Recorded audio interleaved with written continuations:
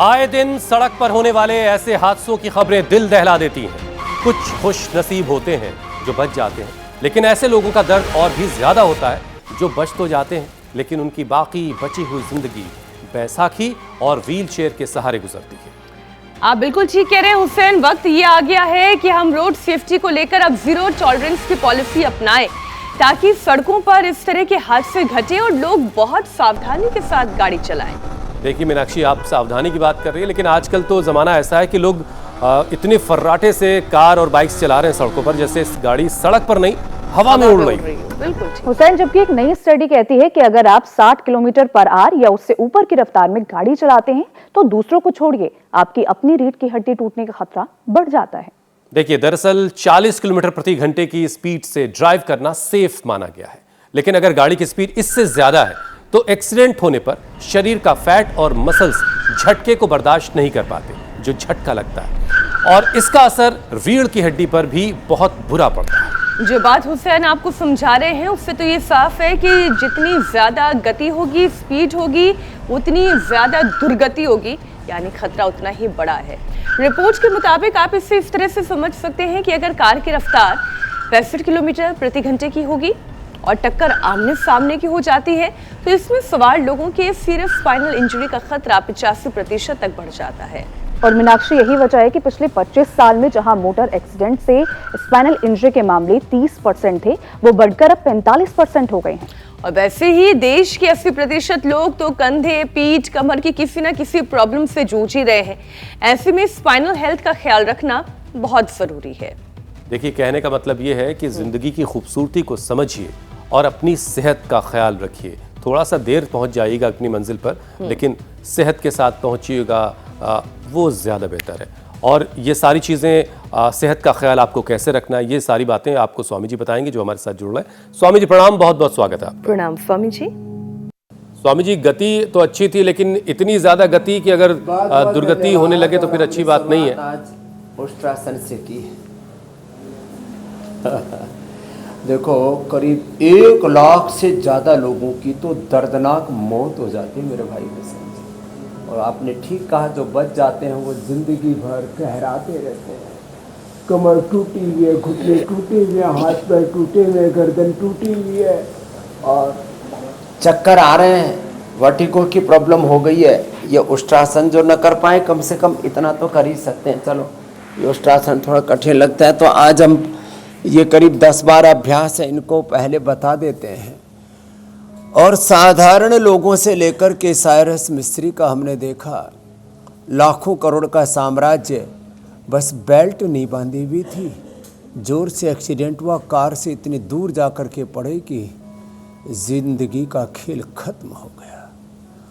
कहते न, दुर्घटना से देर भले, आपने भी अभी कहा कि घर पर बच्चे इंतज़ार कर रहे हैं, भैया ऐसा क्यों कर रहे हो, लेकिन लोग हैं कि इतने लापरवाह होते हैं। घूमा तो मैं भी हूँ करीब 25 लाख किलोमीटर, 25 लाख किलोमीटर से ज़्यादा देश में घूमा हूँ, लेकिन भगवान की कृपा से कोई एक भी एक्सीडेंट नहीं हुआ। देखो, ये भी एक बात होती है कि आप जब सजगता के साथ रहते हो तब इन हादसों से बच जाते हो। और थोड़ा बहुत कहीं झटका लगा, अब इतने स्पीड ब्रेकर, अब तो सड़कें काफ़ी अच्छी हो गई हैं, जिसमें हम घूमते थे पूरे देश भर में। ओहो, मध्य प्रदेश से लेकर के, उत्तर प्रदेश से लेकर के, बिहार से लेकर के, कुछ प्रांतों में तो सड़कें कम, गड्ढे ज़्यादा, गड्ढे में सड़क है, सड़कों में गड्ढे, कुछ पता ही नहीं लगता था, ये हालत रहती थी। और ऐसी परिस्थितियों में भी हमने अपने कमर का कबाड़ा होने से बचाया।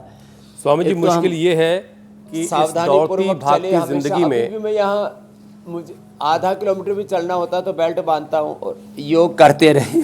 तो बाजार जो सजा है स्वामी जी, उसने सेकंड के 20वें हिस्से में, सेकंड पर सेकंड की जो एकदम से गाड़ी की रफ्तार बढ़ने का जो तरीका है वो इतना ज़्यादा हो चुका है। और सड़क पर अगर आप चाहें भी कि थोड़ा सा धीरे चल लें तो अगल बगल की जो गाड़ियाँ हैं वो आपको नहीं चलने देती हैं कि भाई ये 60 में क्या चल रहा, भाई तू किनारे हो जाए। इस तरह की भावनाएं शायद चलाते चलाते लोग एक दूसरे को देख कर दे रहे होते हैं। लेकिन आज अपने कार्यक्रम के जरिए स्वामी जी हम लोगों को ये बताने की कोशिश करने वाले हैं कि तेज़ रफ्तार गाड़ियां दरअसल कैसे उन पर बुरा असर डाल रही हैं और उनके शरीर को बिगाड़ रही हैं। और सबसे बुरा असर जो है वो स्पाइन पर पड़ रहा है। वैसे भी पिछले 25 सालों में गाड़ियों के चक्कर से सीरियस स्पाइनल इंजरी के जो मामले काफ़ी बढ़े हैं।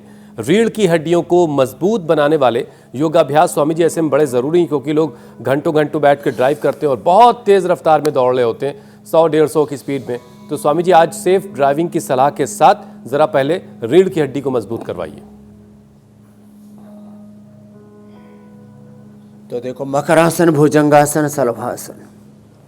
मकरासन के 2 अभ्यास, एक एक पैर से, फिर दोनों पैरों से। फिर भुजंगासन के 4 अभ्यास, शलभासन, फिर धनुरासन। शलभासन के 4 अभ्यास, धनुरासन के 2 अभ्यास। फिर जब बहुत ज़्यादा गड़बड़ा जाती है ना रीढ़ की हड्डी, तो हमारे इधर अजीत राणा जी, आशीष जी, गौरव जी, हेमंत जी जो थेरापी कर रहे हैं ना, ये भी अप्रतिम है।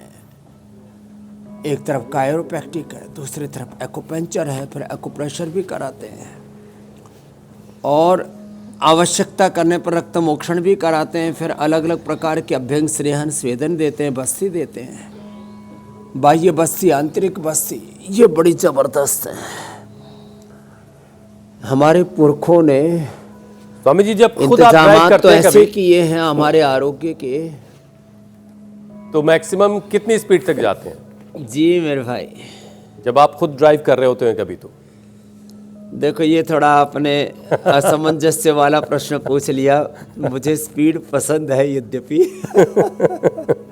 तो जो है मैंने मोटरसाइकिल जो है 100-125 और गाड़ी 150 तक चलाई हुई है, लेकिन मैं वही चलाता हूँ बिल्कुल ऐसा 100% सेफ जोन हो। राजस्थान में मैंने चलाई है, दिल्ली से ये जो लेकिन मथुरा, स्वामी जी उससे आगरा पहले हाईवे आपने है अपनी ना, रीढ़ की हड्डी को भी बहुत वहाँ मजबूत पर कर रखा है, जहाँ पर और उसके साथ साथ हजारों, लाखों, करोड़ों लोगों की दुआएं जो तो मैं है वो सबसे आपके इर्द गिर्द एक हाला बन करके चलती हैं। तो पहले ये सारी चीजें और लोग कर लें, फिर किसी सेफ जोन में जाके वो भी ड्राइव कर लेंगे।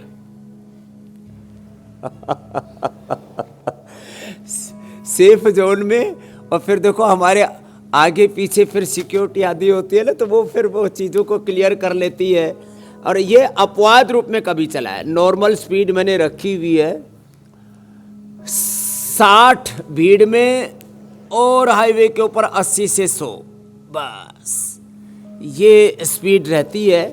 और फिर उसमें चौकन्ने रहना पड़ता है। देखो, ये तो ज़िंदगी तो हमेशा सावधानी की, और योग कहते हैं अवेयरनेस इज योगा। तो देखो, ये अभ्यास तो अधिक स्पीड में और असावधानी पूर्वक तो गाड़ी कभी ना चलाएं, और पहले से ही करीब आधा 1 घंटा डिस्टेंस के अकॉर्डिंग थोड़ा एक्स्ट्रा टाइम लेकर के चले।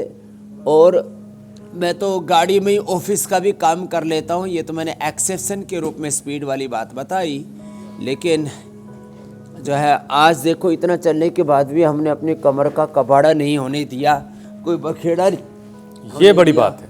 कोई ये एक्सीडेंट इतना नहीं होने लाखों दिया। किलोमीटर का हमारे सफर किसी आपने भी करने के प्रकार बाद से भी एक्सीडेंट होता तो वो तो वर्ल्ड ब्रेकिंग बन जाती है। बिल्कुल, और इस स्तर पर आप खुद को रखते हैं कि आप पूरी दुनिया के लिए एक प्रेरणा का स्रोत हैं, और इसीलिए हम आपको विश्व गुरु, विश्व योग गुरु के तौर पर आपको पूरी दुनिया जो है वो बुलाती है। स्वामी जी अब ज़रा सा थोड़ा सा और आगे बढ़ते हैं। रीढ़ की हड्डी के बाद गर्दन, कंधा और पीठ में, ये इन तीनों पार्ट्स में स्वामी जी दर्द जो है बड़ी कॉमन सी बात है, लेकिन धीरे धीरे ये फ्रोजन शोल्डर में तब्दील हो जाता है, पूरा कंधा जाम हो जाना, फिर सर्वाइकल जैसी परेशानी में तब्दील हो जाती है, और फिर ज़िंदगी में दर्द ऐसा हो जाता है कि बस दर्द ही दर्द रहता है, और उसके साथ कुछ गोलियां जेब में चल रही होती हैं, उन्हीं के सहारे ज़िंदगी कटती है। तो स्वामी जी ये गर्दन, कंधा, इन सारे दर्द से कैसे निजात मिलेगी? ये एकदम ठीक कहा आपने। और इसके लिए कुछ अलग अलग फिर बाजार सजे हुए ऑइंटमेंट्स के बाजार।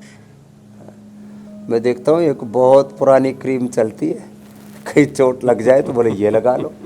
अरे भैया, चोट अंदर से तुम्हारे टिश्यू डैमेज हो चुकी है, हड्डी डैमेज हो चुकी है, ये कब तक आप जो है ये लिपापोती करके कब तक गुजारा चला करोगे? तो एक तरफ कुछ लगाने वाले ऑइंटमेंट्स के बाजार सजे हुए, दूसरी तरफ पेन किलर, फिर उससे भी खतरनाक स्टीराइड, और अब तो बायोलॉजिकल्स की दुनिया सज गई है। और ये सब पेन किलर्स बायोलॉजिकल स्टीरॉयड ये तो इतने खतरनाक है, अंदर से शरीर को जर्जरित कर देते हैं, दिवालिया कर देते हैं। तो एक मेरुदंड के अभ्यास, मरकटासन के 2 अभ्यास बताए। देखो पहले में यो पैर घुटने पंजे पास में, एक तरफ गर्दन दूसरी तरफ ऐसे पैर। तो ये गर्दन के लिए।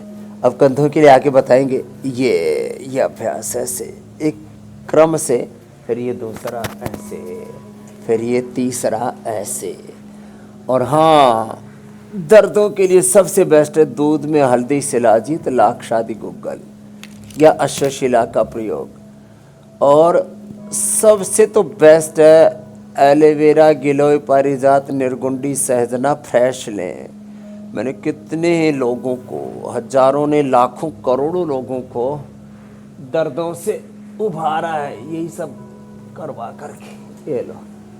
और हाँ, एलोवेरा, गिलोय, हल्दी, एलोवेरा, गिलोय, पारिजात, निर्गुंडी, सहजना, हल्दी, फिर लहसुन का प्रयोग बताते हैं, हल्दी, मेथी, सौंठ का प्रयोग बताते हैं। अब इसके अलावा देखो, दही, छाछ, नींबू, चार, टमाटर। वैसे भी बरसात में तो दही का निषेध, तो खास करके भादों में तो दही कतई नहीं खाते, नहीं तो सर्दी, जुकाम, बुखार, वात, पित्त, कफ, त्रिदोष बढ़ने की, दर्द बढ़ने की बहुत ज़्यादा दिक्कत रहती है।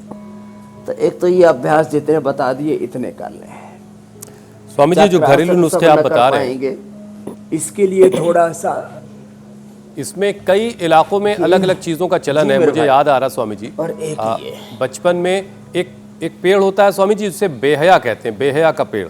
अब वो उसे आप किस नाम से जानते हैं? कुछ जैसे पान का पत्ता होता है, उससे थोड़ा लंबे साइज़ का होता है, उसे हीट गर्म करके उस पर तेल लगा करके बांध दिया जाता था उससे। और कई बार अरंडी का पत्ता भी इस्तेमाल होता था। तो ये सारी चीज़ें वाकई कारगर हैं। ठीक बात है, सच्ची कारगर है मेरे भाई। उसे मैं छोटा बच्चा था तो मेरे को भी वात का थोड़ा सा रहता था, तो माँ एरंड के पत्तों में तेल लगा करके, रेडी का ही तेल हो तो अच्छा है, नहीं तो सरसों का तेल, तिल का तेल जो भी उपलब्ध होता है उसमें लगा करके फिर बांध देते थे और 1 घंटे में दर्द गायब हो जाता था।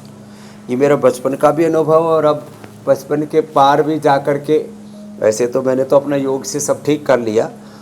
मैं लोगों को देखता हूँ, हम एरेंड, फिर धतूरा, और फिर आक, फिर जो आपने कहा अमरबेल, फिर निर्गुंडी, सहजना, पारिजात, ये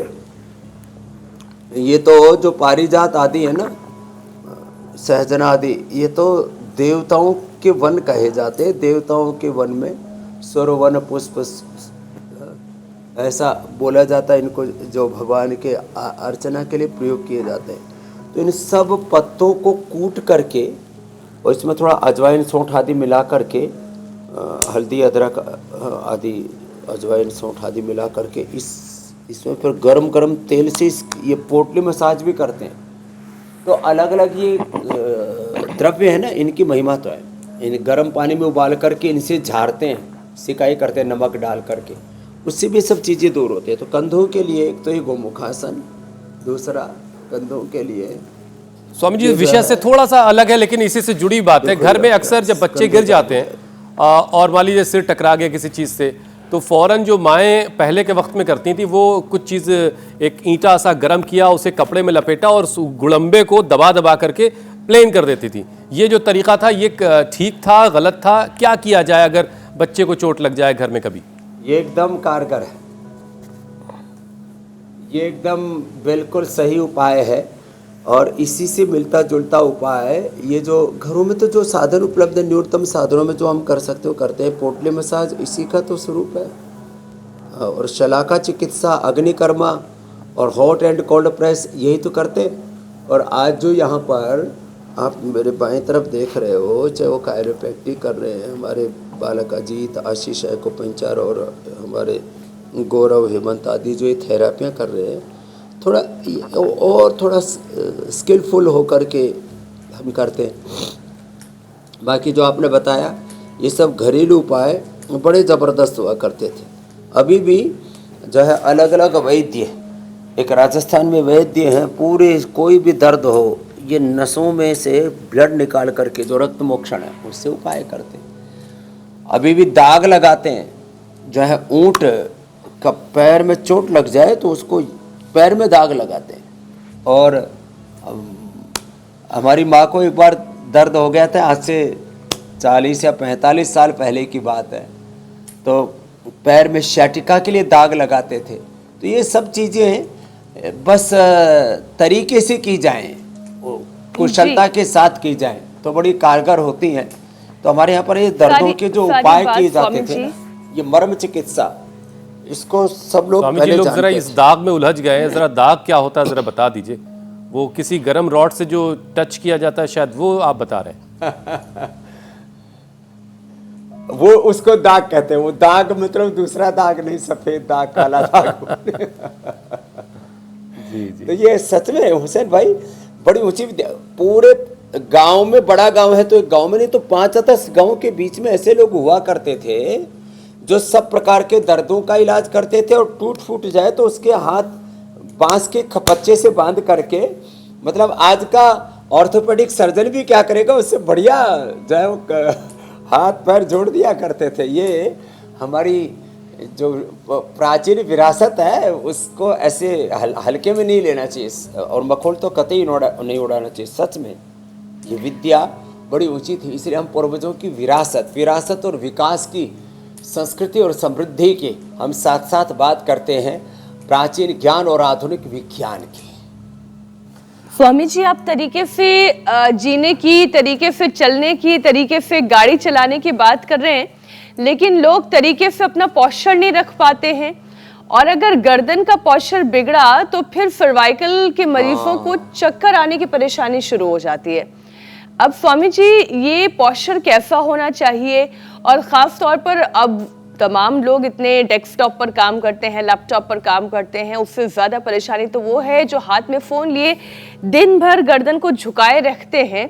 तो स्वामी जी, गर्दन का पोस्चर कितना इम्पोर्टेंट है आपके पूरे शरीर के सही अलाइनमेंट के लिए? सर्वाइकल पेन के लिए भी क्या करें? देखो, एक शब्द प्रयोग करता हूं मैं मीनाक्षी बहन बार बार, जीवनीय ऊर्जा। जीवनीय ऊर्जा का विखंडन होता है हमारे गलत आहार से, गलत विचार, गलत वाणी, गलत व्यवहार से। Hair care, dental care, skin care, जितने भी हम ये केमिकल, एनिमल वेस्ट, जितने भी synthetic medicine, synthetic nutraceuticals, synthetic hair care, dental care, skin care, synthetic floor cleaner, toilet cleaner, इन सारी चीज़ों का बहुत बुरा असर पड़ता है। तो देखो, एक बार चलो खड़े हो जाओ बहनों। हाँ देखो, खड़े ऐसे होना चाहिए। देखो, ये खड़े होने की सही पोजीशन। फिर जो ये ऐसे खड़े होते हैं, फिर जो ऐसे खड़े होते हैं। एक बार मैंने पहले भी थोड़ा सा कहा था, तो पैरों को ऐसे करके, कोई वजन भी उठाना है तो थोड़ा पैर चौड़े करके वजन उठाने चाहिए। पास में ऐसे वजन ले करके उठाते हैं तो कमर में चढ़का आ जाता है। तो पैरों में थोड़ा डिस्टेंस रख करके, ज़्यादातर ऐसे करीब 1 फीट का डिस्टेंस रख करके ऐसे खड़े होना चाहिए, ऐसे खड़े रहना चाहिए, वो आपकी मर्जी है। तो अब हमारा तो स्वाभाविक रूप से ये पोज बन जाता है। तो थोड़ा पैरों में डिस्टेंस रखना चाहिए, सीधे खड़े रहना चाहिए। और खड़े होकर के ताड़ासन, तो ये तो बहुत ही अच्छा है, ये भी थोड़ा कर लेना चाहिए। सुबह एक बार स्ट्रेचिंग हो जाती है पूरी बॉडी की। फिर बैठने के, लेटने के तरीके भी मैं बताऊंगा। जब हम गलत तरीके से खड़े होते हैं, बैठते हैं, सोते हैं, चलते हैं, पैर घिसिट घिसिट करके चलते हैं, चलने के भी दसियों तरीके हैं। लोगों को ये छोटी छोटी बातें नहीं आती। इसी को ही हमारे यहाँ पर धर्म कहा है, अध्यात्म कहा है। जीवन पद्धति में चाहे जैन दर्शन है, बुद्ध दर्शन है, सम्यक सोचना, देखना, सुनना, खाना पीना, उठना बैठना, इसको सम्यक शब्द प्रयोग किया जैन और बुद्ध दर्शन में। और हमारे श्रीमद् भगवद गीता में उसको युक्त प्रयोग किया है। युक्ताहार विहारस्य, युक्त चेष्टस्य कर्मसु, युक्त स्वप्नावबोधस्य योगो भवति दुःख। दुख है तो एक ही पे अभ्यास है, कमर के थोड़ा ऐसे करते हैं, इससे बैलेंस बन जाता है। पूरा उष्ट्रासन या पूरा चक्रासन नहीं हो पाता है तो इससे भी काम, इससे भी गुजारा चल जाता है। अब बैठने की जहाँ तक बारी आती है, देखो वज्रासन में बैठे, एड़िया बाहर, पंजे अंदर। इसका तरीका ये होता है, ऐसे देखो, ये ऐसे एड़िया बाहर, पंजे अंदर और ऐसे बैठ गए। तो ये खाने के बाद तो ऐसे बैठे। वैसे भी दिन में जहाँ भी बैठने का अवसर मिले, जहाँ संभव हो, हम तो ट्रेन की, प्लेन की सीट पर भी ऐसे ही बैठ जाते हैं। अब शरीर हल्का नहीं, इसका फ़ायदा है। और खाने के बाद तो ऐसे बैठने चाहिए, इससे कमर सीधी रहती है। अब इसमें झुकने का अवसर कम मिलता है, तो कोशिश कीजिए जब भी आप बैठें ऐसे बैठें। नमाज भी पढ़ते तो आपने देखा ऐसे बैठते हैं, तो ये एक अपने आप में बहुत ही साइंटिफिक पोस्चर है। तो ऐसे बैठें, ऐसे ना बैठें। ये जो ऐसे बैठते हैं ना, ये और ख़तरनाक। फिर इसमें फिर ऐसे ऐसे बैठते हैं, फिर तरह तरह के इसमें पोस्चर आ जाते हैं। फिर ऐसे बैठते हैं कुछ लोग, कुछ फिर अलग अलग पोजीशन में। तो ये ठीक नहीं है। जो वज्रासन में भी ना बैठ सके तो ऐसे बैठे, कुर्सी पर भी बैठे तो सीधे बैठे। तो गर्दन जब एक पोजीशन में लंबे समय तक रहती है तो उससे पूरे 33 के 33 वर्टिब्राज में और पूरी, जैसे मैंने कहा ना, एक जीवनीय ऊर्जा, जीवनीय शक्ति का मैं बार बार प्रयोग करता हूँ। तो ये जो पूरा जितना भी हम इस सिंथेटिक वर्ल्ड में एडल्टेशन, रेडिएशन, पोल्यूशन और अलग अलग तरह से गलत पोस्चर, इन सब से हमारी जीवनीय ऊर्जा का विघटन होता है। तो सीधे बैठ। स्वामी जी, जैसे अभी आपने कहा कि और आपने अपना वजन जो है, जहाँ तक आपने अपना वजन मीटर में रखा हुआ है, इसलिए आप फ्लाइट में भी जो है सीट पर जो है वज्रासन की मुद्रा में बैठ लेते हैं। लेकिन आज चूंकि हमारी शुरुआत जो है रोड सेफ्टी से जुड़ी हुई बातों से हुई है, तो अब ज़रा ये बताइए कि ड्राइविंग सीट पर बैठना तो चलिए एक अलग का मामला है कि वहाँ पर एक्सीलरेटर है, ब्रेक, क्लच, इन सारी चीज़ों को कमांड करना है, स्टीयरिंग देखनी है, सामने देखना है।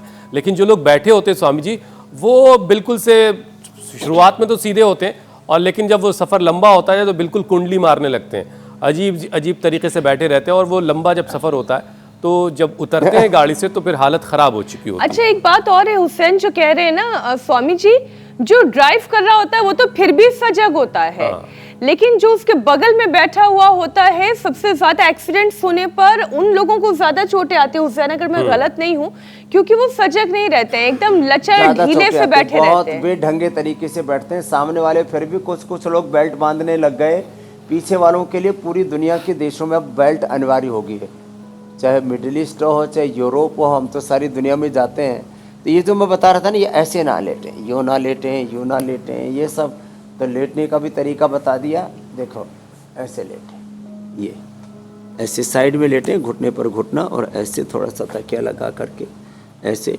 अब इसके लिए अभ्यास करना पड़ता है। हमने भी इसका अभ्यास किया, तो हम भी पहले बड़े बेढंगे तरीके से सोते थे, सोते सोते चल भी पड़ते थे, सोते सोते पूरे राउंड मारते थे पूरा। ये सब तो लेकिन सजगता से ये हो जाता है। तो एक तो ये तरीका बता दिया, साइड से ऐसे सोएं, बाएं करवट सोएंगे तो दाहिना स्वर चलेगा, दाहिना स्वर गर्म है, बायां ठंडा है। इसको ईड़ा कहते हैं, इसको पिंगला, ये चंद्र, ये सूर्य स्वर है। तो अब ऐसे एक सोने के तरीके तो बता ही दिए। एक सोने का तरीका ये भी होता है, ऐसे ये एरिया अंदर, पंजे बाहर। तो चलिए अब इनके साथ साथ अब ये थोड़ा बटरफ्लाई भी जो है ना, ये बॉडी का अलाइनमेंट अच्छा हो जाता है, इससे प्रोस्टेट की प्रॉब्लम भी नहीं होती है, और साथ में कपालभाति हो जाए तो बात ही क्या है। तो पीछे वाले लोग भी सीट ज़रूर बांधें, और आप जो सीधे बैठें, तो सीधे बैठने की एक आदत हो जाती है। हमने यहाँ पर इस अभ्यास को प्रधानता के साथ करवाया है। हम किन चीज़ों को प्रायोरिटी देते हैं, और 99% हमारे बच्चे सीधे बैठने की आदत उनको पड़ जाती है। क्यों? बार बार इस बात पर ध्यान दिलाया जाता है। और 99% लोग बैठने का उनका पोस्चर ठीक नहीं होता, और खाने में जल्दी जल्दी खाते हैं। मैं देखता हूँ उनके मन में, निगाहों में बड़ी चंचलता होती है, माने उनके सोच विचार का, देखने का, सुनने का, खाने पीने का, जीने का कोई ठिकाना ही नहीं है। इसमें तो इतने हम लापरवाह होते हैं, लापरवाही की इंतहा हो जाए हम कहें ना, इस हालत तक हम एक खराब पोजीशन में जीते हैं। इनसे तो हमें बचना ही पड़ेगा। और फिर योग में कुछ पोस्चर कर लें, फॉरवर्ड और बैकवर्ड बेंडिंग, इसलिए हम हर दिन करवाते हैं, फॉरवर्ड और बैकवर्ड। और इसीलिए स्वामी जी बहुत जरूरी है। आप बड़े घर के कहते हैं कि जैसा माहौल होगा कार्यक्रम वैसी ही परवरिश होगी। बड़ा महत्वपूर्ण। अब ठंडक है तो ठंडक लगेगी, गर्मी है तो गर्मी लगेगी। अब घर में माहौल अच्छा है तो बच्चे की पर अच्छा असर आएगा, घर का माहौल ख़राब है अब ये माहौल सारे मामलों में, अगर घर में योगाभ्यास होता है तो बच्चा अच्छे तरीके से अभ्यास भी करेगा, घर में लोग सही तरीके से बैठते हैं तो बच्चा भी अच्छे तरीके से बैठेगा, अच्छे तरीके से चलेगा और ज़िंदगी में कामयाब भी होगा। तो घर के माहौल को बेहतर कीजिए, ये स्वामी जी के कहने का मकसद है। अच्छा स्वामी जी, देखिए जिनको थायराइड है, क्या उनको स्पॉन्डिलाइटिस होने का खतरा भी रहता है? और अगर ऐसा है तो इसकी वजह क्या आप देखते हैं, और क्या कनेक्शन है स्पॉन्डिलाइटिस का थायराइड के साथ?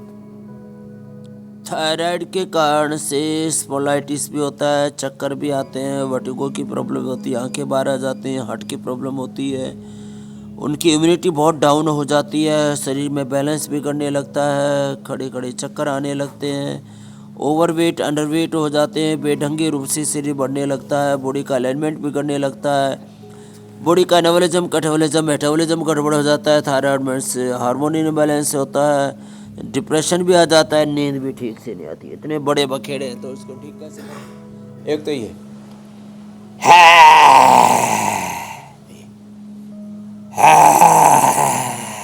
5 बार से लेकर के 5 मिनट तक ऐसे किया जा सकता है उज्जाई।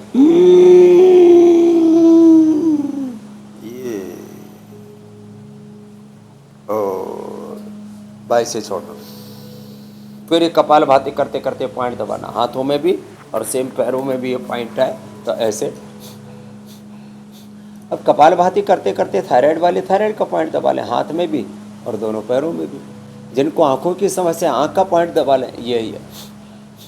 कान वाले कान का, हार्ट वाले हार्ट का, शुगर वाले डायबिटीज़ का, पेनक्रियाज का, किडनी वाले किडनी का, ये पॉइंट ऐसे। ये तो दिखाने के लिए ऐसे बता रहा था, हाथ ऐसे करके ऐसे ही दबा लें, यूँ।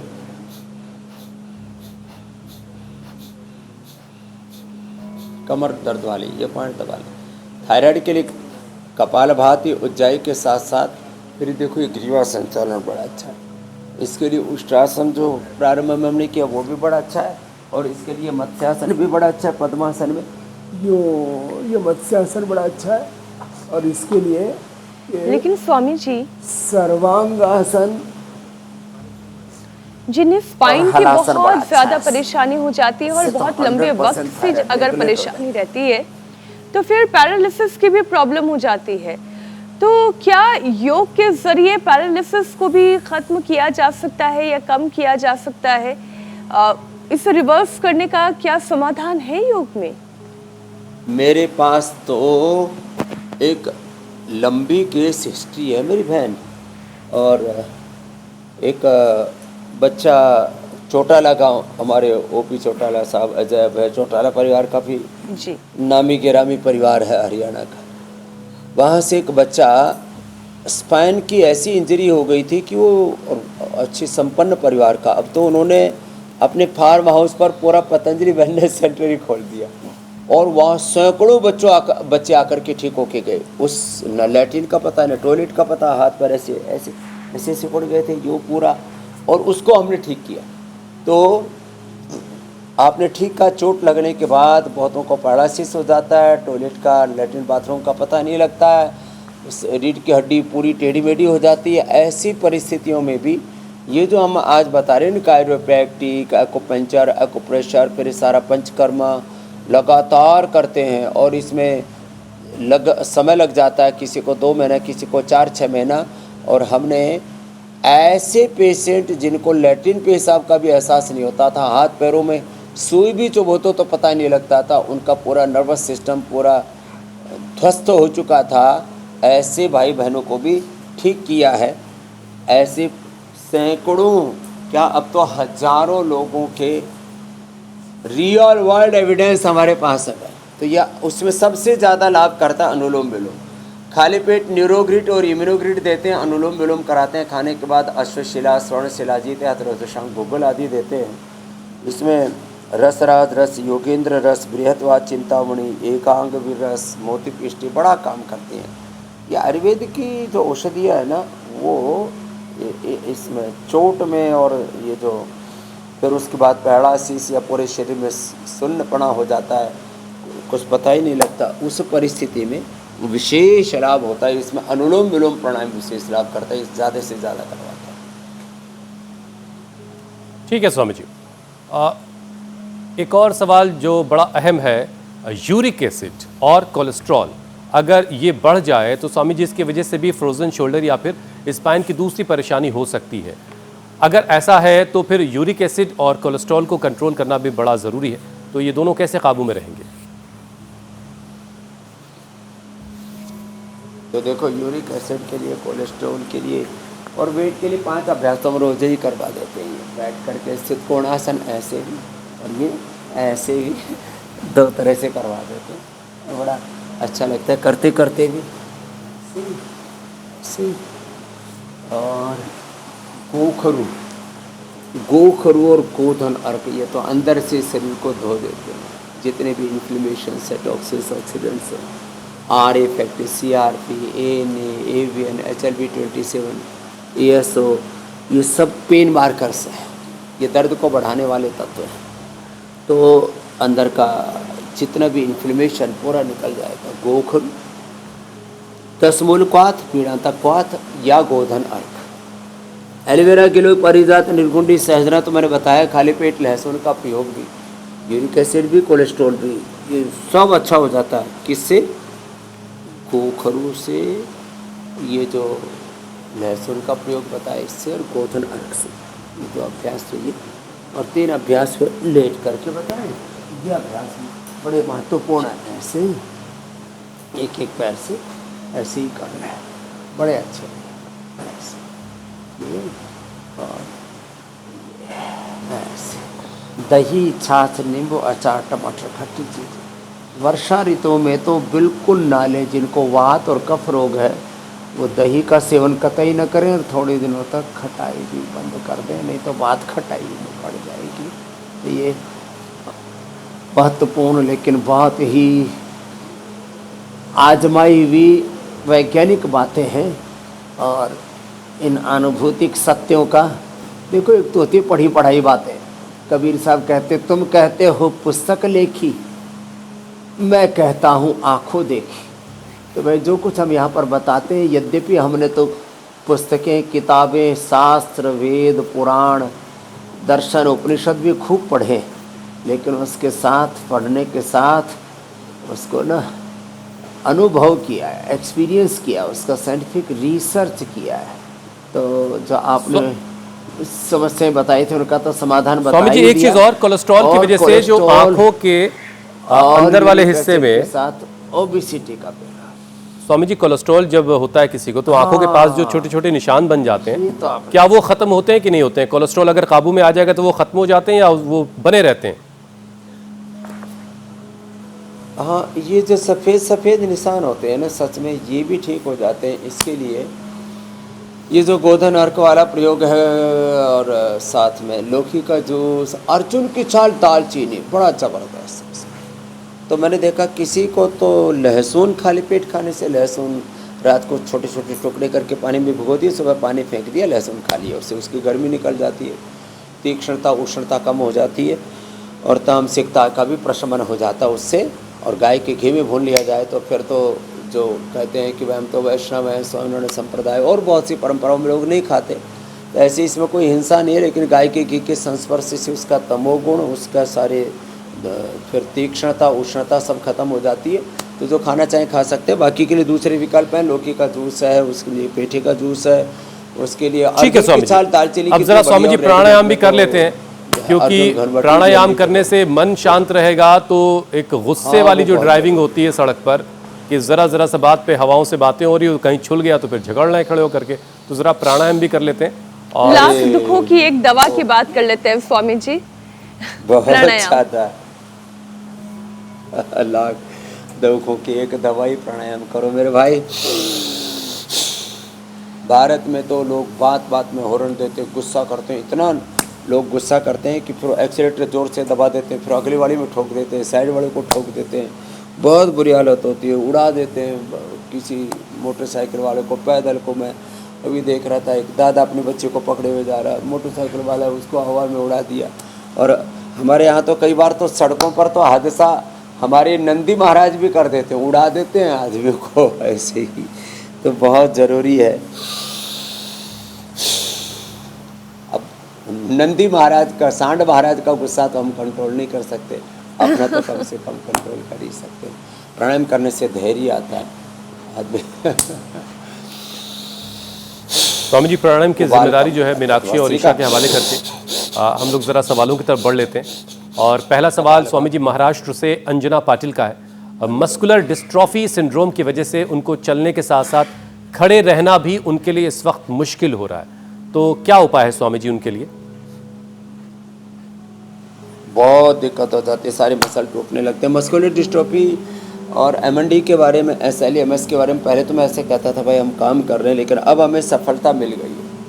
ये जो अश्वगंधा, शतावर, सफ़ेद मुसली, कोंच बीज, बला बीज, रिद्धि वृद्धि, जीवश्वर, मेधा मायदा, काकोली, क्षीर काकोली, ये जो पूरा अष्टवर का प्रयोग कराते हैं, इसके लिए मैंने इम्यूनोग्रिड गोल्ड, इम्यूनोग्रिड पाउडर, ये बड़े ज़बरदस्त प्रयोग है, और नीरोग्रिड साथ में प्रयोग करा देते हैं। अश्वगंधा, शतावर आदि तो कोई भी ले सकते हैं।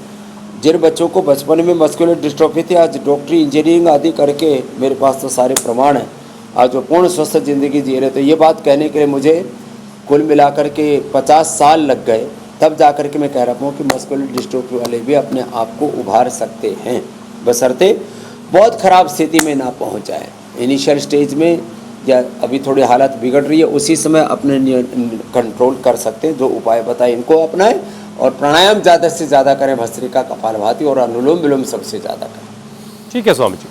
और स्वामी जी, अब मध्य प्रदेश से 2 सवाल हमने एक साथ क्लब कर दिए हैं ताकि परेशानी का जो समाधान है वो एक ही है दोनों का।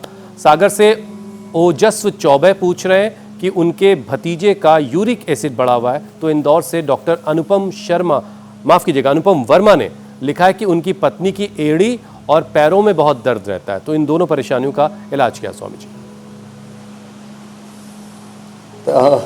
यूरिक एसिड बढ़ा हुआ है और एड़ी पैरों में दर्द है। यूरिक एसिड के लिए तो पहले बता ही चुके हैं, एड़ी के दर्द के लिए, हाँ, तो एड़ी पैरों के दर्द के लिए जो है कोलेस्ट्रॉल के लिए, यूरिक एसिड के लिए पहले बता चुके हैं। एड़ी के दर्द के लिए हल्दी, मेथी, सौंठ, ये तो प्रयोग घरेलू है ना, ये ज़बरदस्त है।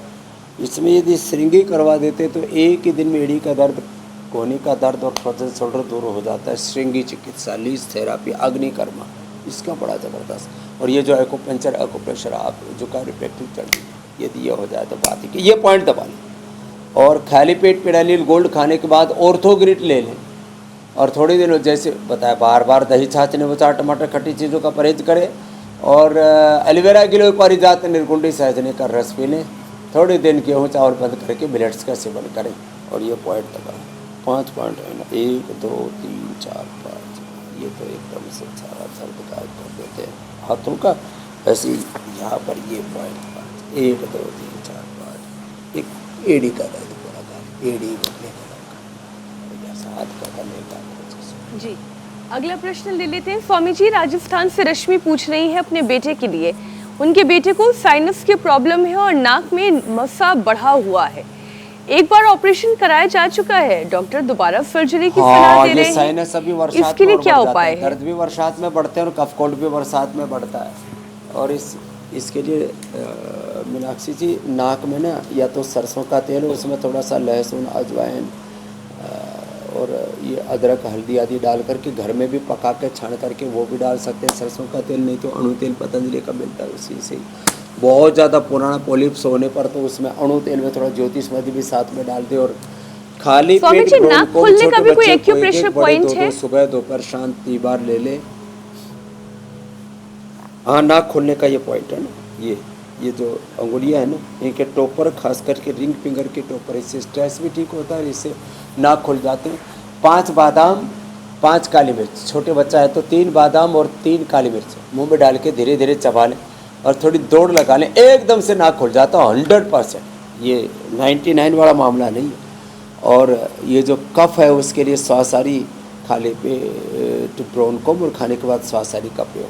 बच्चों के लिए बालप्रास, बड़ों के लिए च्यवनप्राश, ये छोटे छोटे उपाय हैं। बस थोड़ी चिकनाई और खटाई को तो थोड़े दिन के लिए बंद करना पड़ेगा। पानी भी मुलेठी का पी लें या स्वासारी का पी लें तो और अच्छा, पीने में भी टेस्टी लगता है। मुलेठी का पानी तो बहुत अच्छा लगता है। ठीक है स्वामी जी, अगर आप भी कोई सवाल पूछना चाहते हैं, यानी हमारे दर्शक, तो सवाल हम तक पहुंचाना का जो तरीका है बहुत आसान है। हमारा नंबर लगातार स्क्रीन पर फ्लैश होता रहता है, जिसके ज़रिए आप अपने सवाल हम तक पहुंचा सकते हैं। 93505 93505 व्हाट्सअप नंबर है, इसके ज़रिए आप अपने सवाल हम तक भेज सकते हैं। मेल भी आप हमें कर सकते हैं, mail@indiatvnews.com। इसके ज़रिए आपके सवाल हम तक आएंगे और आपके सवालों के जवाब स्वामी जी देंगे। स्वामी जी अब आपसे अनुमति लेने का वक्त हो गया। बहुत बहुत शुक्रिया।